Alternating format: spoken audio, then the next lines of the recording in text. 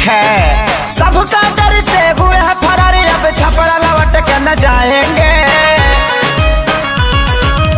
नूनी रोटी खाएंगे, जिंदगी संग ही बिताएंगे। ठीक है।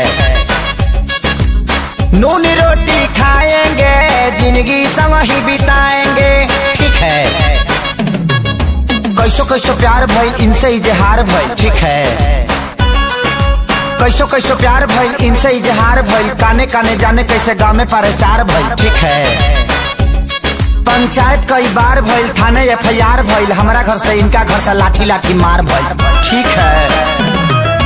धोएंगे पलट बाकी नहीं के संग में, घर अपना हम बसाएंगे। ठीक है। धोएंगे पलट बाकी नहीं के संग में, घर अपना बसाएंगे। नून रोटी खाएंगे, जिंदगी संग ही बिताएंगे। ठीक है। नून रोटी खाएंगे, जिंदगी संग ही बिताएंगे। ठीक है।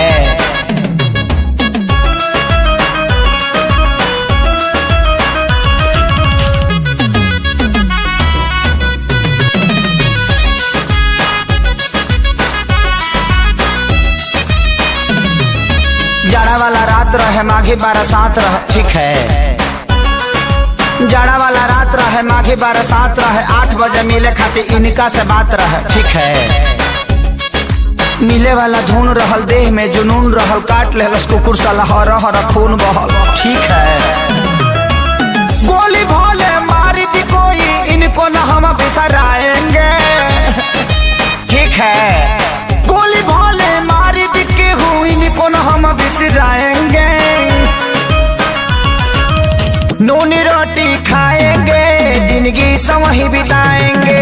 ठीक है। नून रोटी खाएंगे, जिंदगी संग ही बिताएंगे। ठीक है।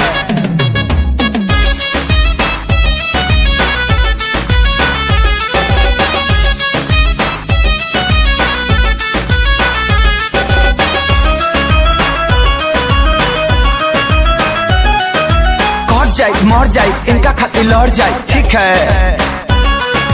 कट जाए, मर जाए, इनका खातिर लड़ जाए। कोर्ट मैरिज खातिर जज से भी अड़ जाए। ठीक है। संगे प्यारे लाल बाड़े, सोनू खुशहाल बाड़े। प्रणव आजाद, आशीष कइले ख्याल बाड़े। ठीक है। हाय हम खेसारी, इनके पाप के हाथ न आएंगे। ठीक है।